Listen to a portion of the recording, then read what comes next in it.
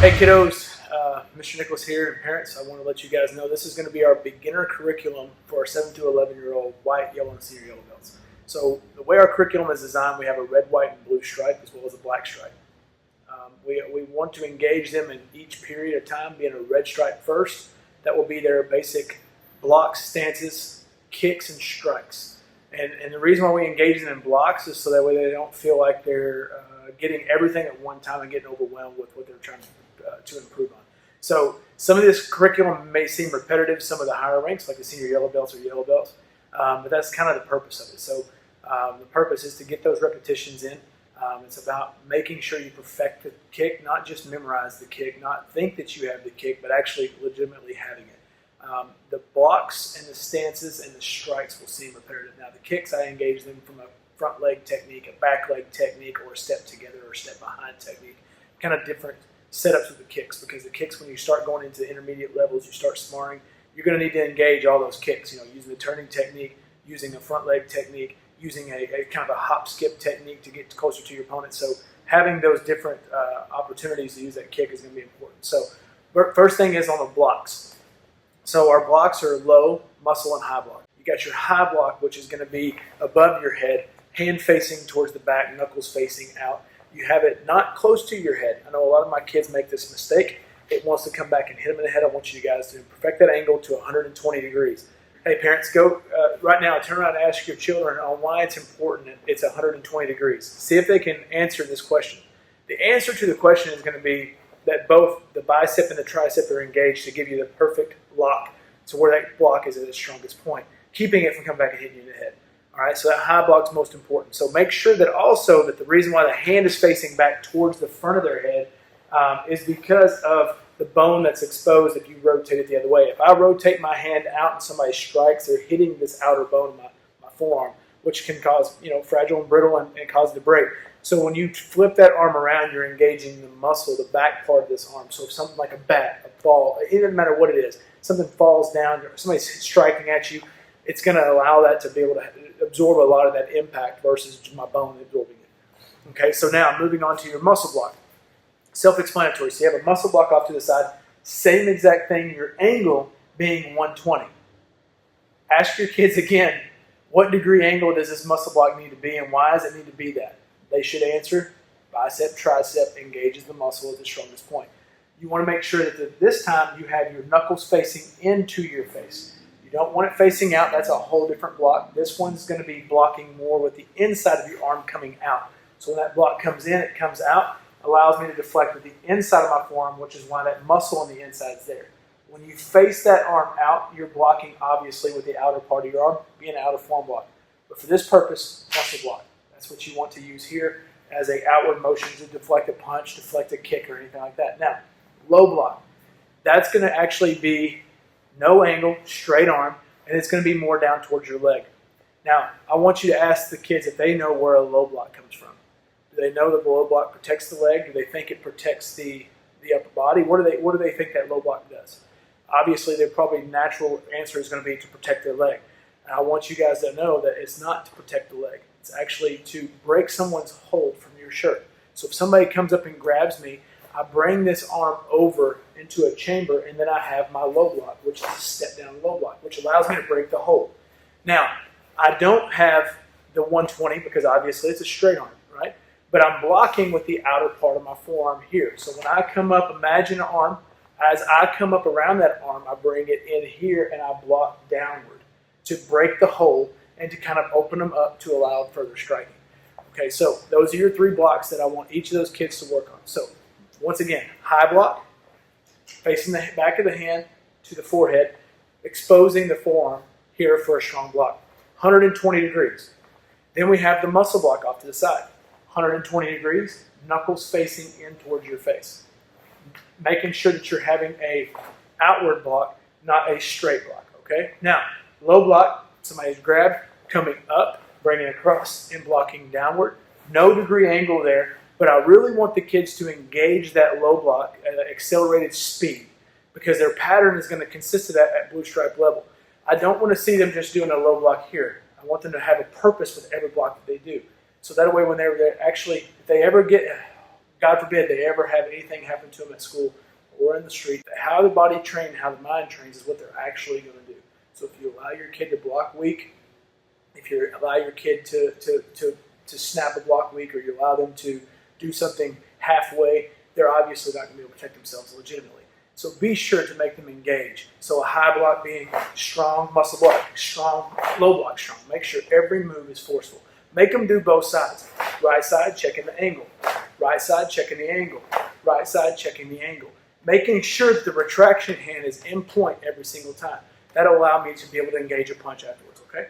Now, moving on to our stances. Kiddos, this is going to be something that no matter what rank you are, I'm always going to preach stances. Because stances is where your power comes from. If you do not have a good front stance, a back stance, a middle stance, or a fixed stance, it basically has a foundation underneath you. Okay? So parents, I want you to think about this. If you built a house and you built it on top of dirt with no subfloor, no concrete, no nothing, what would happen? The house wouldn't last. That's kind of what I engage these kids in. So being in a good stance, a front stance with what I tell them, 10 toes facing straight forward, front knee is bent, back leg is locked, you have all 10 toes moving forward. You do not want to see your kids on a single file line. That says they're trying to balance here, right? I don't want to see that, and I don't want to see toes being flanked out off opposite directions. Make sure that they have all 10 toes facing forward, squared shoulders. This is their front stance, which is where they will punch from or block from for these techniques, okay? Now, the next stance is our back stance. How I tell the kids is to imagine making an L with your feet. You make an L, you point one set of toes one way, another set of toes, there's your L. You take your pointer toes in the direction I want to go. So if I want to go left, I'm going to take my left foot and point those toes straight forward. I'm going to take my right set of toes and point those to my right. So here I am left and forward, right? So I've got my L here. 75% of the weight is on your back leg. You have 20 to 25% of the weight on the front leg. This will allow for the pick-up front kicks or round kicks to be able to do the front leg techniques, which is going to be part of their Red Stripe curriculum also. Then you have your horse riding stance or middle stance. Bend your knees, squat in the middle. That's where we're at. Now, this is where I make kids punch. So I make them put their hands on their side. One hand goes out, switch and punch, switch to a high block, muscle block, low block, whatever they're doing. They do everything from here to condition those leg muscles for that task. All right? Okay, then which brings us to our next block of our Red Stripe curriculum, which is our strikes. You have your front punch, you have your reverse punch. You have your knife hand strike, which is allowed for small openings for like the neck. Obviously, you're not going to punch the neck, especially if somebody clinches in, but that knife hand allows for small openings. Then you have your hammer fist, which is kind of, using it to striking hard parts of somebody's body, like their head. Then you have your palm heel, which is also using a hard part, maybe to strike the nose, strike the sternum, or to strike even your forehead. Should have had a V8 type option. But now, when we do these types of techniques, I want the kids to know, anytime I tell them, if you go to punch somebody in the head or you do that, I usually tell them, be careful of how hard you apply the knuckles, right? Because a general rule of thumb is, if it's soft, you can use something hard. If it's hard, you need to use something softer. So that will keep from breaking the hand open or causing them to get injured as well. So, I usually tell them, when it comes down to the head, open the hands up and strike with your palms. Use the inner part of your hands here for the strike on the inside of the neck or the clavicle part area. Now, when it comes down to your sides, that's where you can take that fist, tie it up, and you can dig into those ribs, right? So that's where each of these strikes are going to kind of play into that. Now, have we been taught our whole life to double up our fist and punch the cheeks? Yes, that's what we've been taught.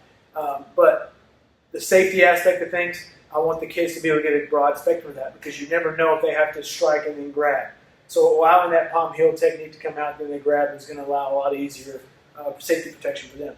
So starting out, this is the drill I like to use because it allows their muscle memory and allows their motor skill development to kick in. Because a lot of people will say, here's a punch, here's a reverse, here's a knife hand strike, here's a hammer fist, here's a palm heel. I don't want to do that. I want to engage them in ways of rotating their body and generating power, as well as using left and right sides of their body interchangeable, so their mind on both sides is working to engage that technique. So I usually tell them, feet together, right hand up. Then I make them step forward with their left foot, left punch. That's front punch. Then I make them go reverse. Then I make them shift. So from here, their right hand shifts up. So they're going to take their belly and turn to the right side. They're going to chamber for a knife hand strike, sliding out, knife hand strike. This is where they will fall into a back stance, which is that L-shaped stance that we were talking about.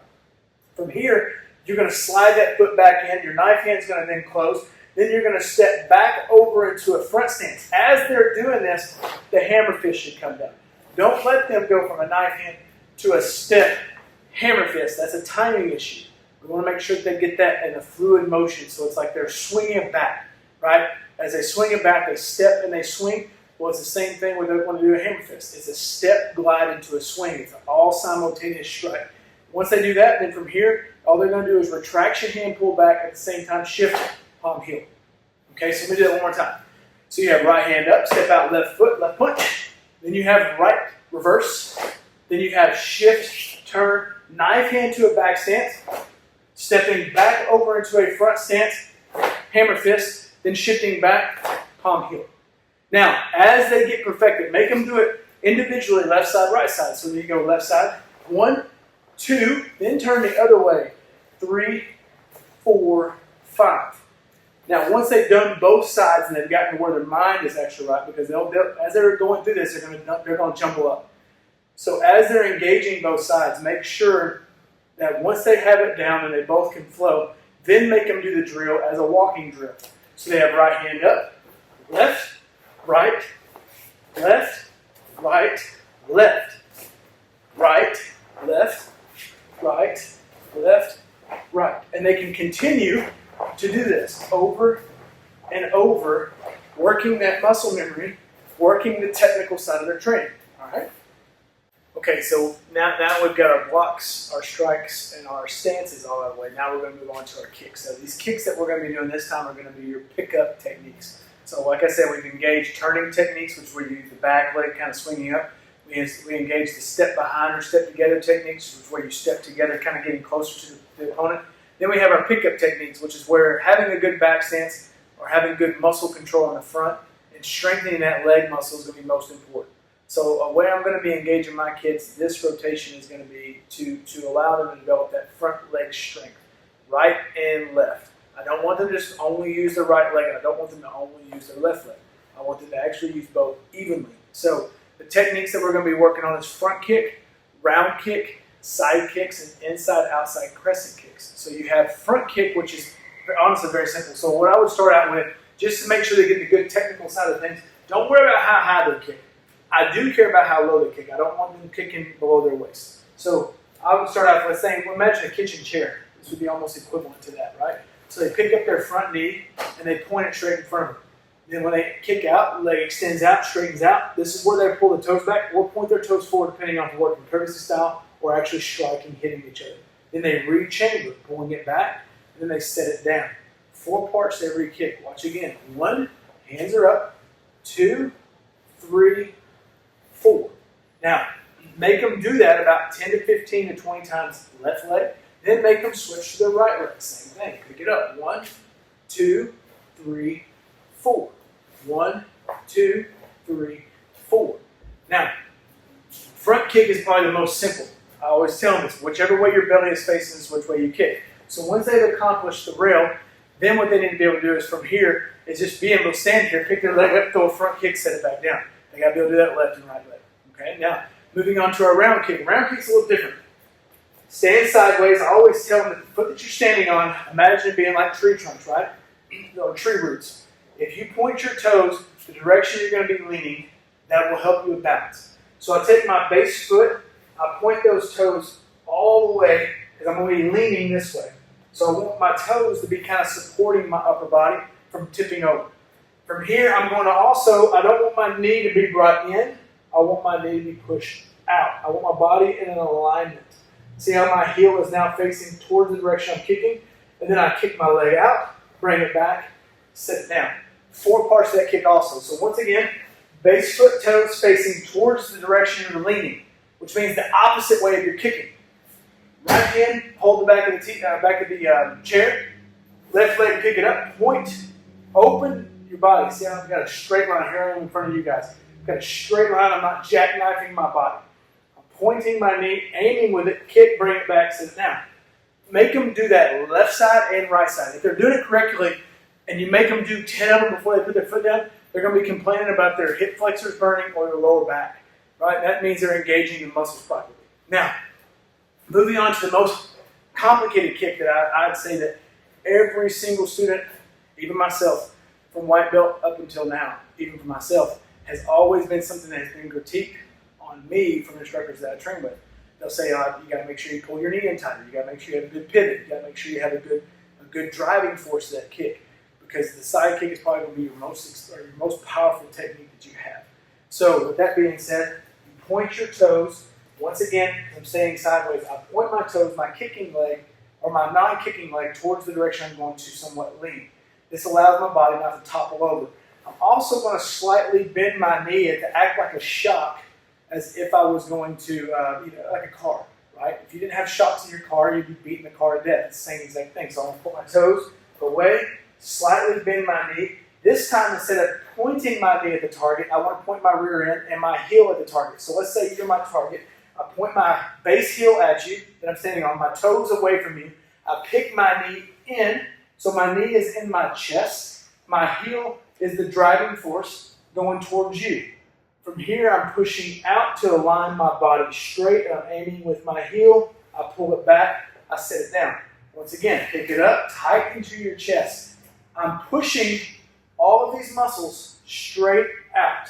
Then I'm bringing it straight back. A way that I could say to practice this would be to, we'll use this rail for a little bit to kind of see if I can give you guys an illusion of it. How I've always been when I was younger, and is even my drill practice, if I want to work on my alignment, I'll point my toes the way I'm going to not kick, point my heel the way I'm going to kick, and I'll hike my leg up on the rail, right?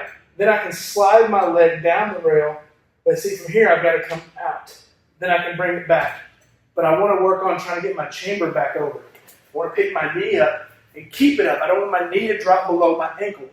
Now, inside-outside crescent kicks, being the next kick is probably your simplest technique. There's no bending. There's no chambering. It just requires them to have a little bit of balance. So all my toes stay straight forward. This kick is to allow, if somebody's got their hand out in front, to actually misdirect their hand, maybe even misdirect the kick depending on how they're coming at you, right? So I'm standing here, my hands are up, my toes will be facing straight forward, which means when I kick, my toes will be facing towards the ceiling. My leg stays perfectly straight.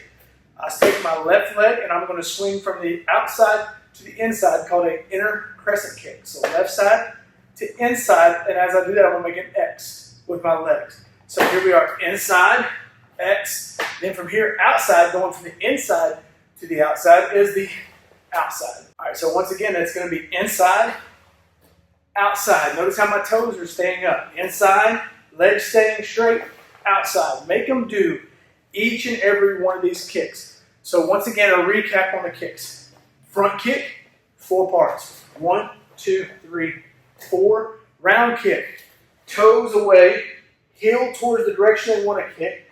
Use something for balance if need to be to get the muscle control. Because what I've noticed is if you take and try to get them to kick in one area without using something for balance, they rely on bad technique to compensate for lack of balance. So make sure that they hold on to something. Make sure that they grab a hold of a chair, grab a hold of the table. They point their knee, they kick, they get the good technique, even critique them a little bit. Make them teach you something, right? Because it might be something that you go, this would be a good workout for my hips because I can't go work out today. I can tell you, it'll give you a workout. So once again, toes, heel, hold, point. Here's my round kick, kick, bring it back. Kick, bring it back. Make kids throw these round kicks until they can't throw them anymore. Then make them do the right side. Side kick, heel, toes, hand. Don't let them be hanging and trying to do this number. Make them posture up, hold the knee up, keep the body up, kick it out, keep a straight line, heel, bring it back. Then you have your crescent kicks. Hands up, inside, outside. Got it? I'll see everybody soon. Everybody stay safe. Wash your hands. Wash them well. And I'll see you guys in a couple weeks, or I'll see you guys this week in class. See you soon.